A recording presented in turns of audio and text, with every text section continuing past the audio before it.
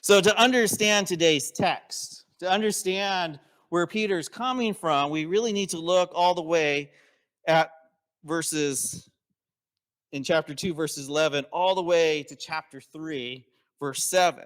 Because he addresses two groups. In chapter 2, verse 18, he addresses slaves. And then in chapter 3, he addresses wives. And back then, those were the bottom. Slaves were owned by masters, and wives were essentially owned by their husbands. So, how do you have hope in such a desperate situation? How do you follow Jesus when people treat you badly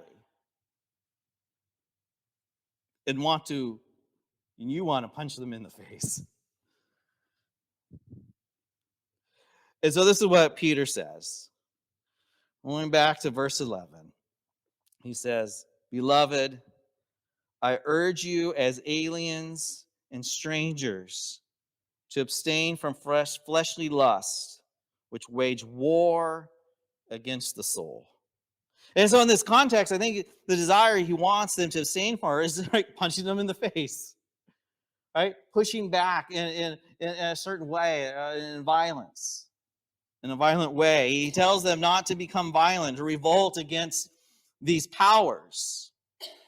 And so he continues with some really shocking words. And we look at 12 to 14, which says, "Keep your behavior excellent amongst the Gentiles, so that in the thing in which they slander you as evildoers, they may become, because of your good deeds, as they observe them, glorify God in the day of visitation.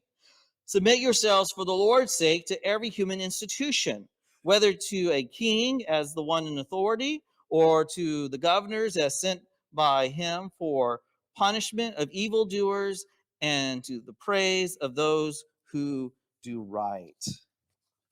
Oh, wait a minute, right? On this, like, isn't those are the same institutions that are oppressing them? And I need to kind of paste this huge warning label on the lesson, on the sermon, because for centuries this passage has been misused by the church when you go through history to promote slavery and to promote a male dominant church structure. And so what I'm about to say is crucial. Peter is not condoning slavery or male chauvinism. He's simply giving wise advice to people who are in a pretty hopeless situation. What he's telling them is we need to accommodate to the culture around us so that we all don't get killed, because we are the powerless. And we have to maneuver and live under the powerful. And so here's the heart of his message. Verse 15.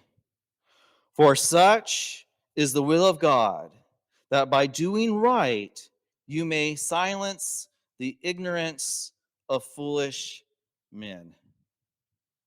See, the end goal is to actually change the perspective, change the view of oppressive systems.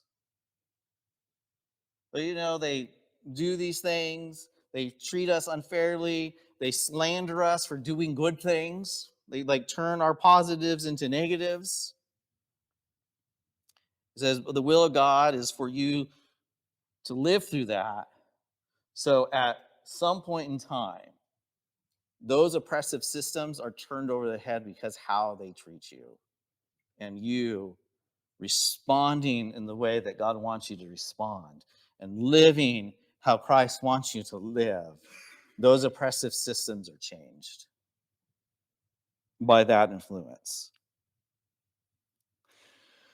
So he's telling us to change oppressive systems. We have to do it Jesus' way. We can't just do it our way. We can just punch people in the face. And so here's the key verse, 16 and 17.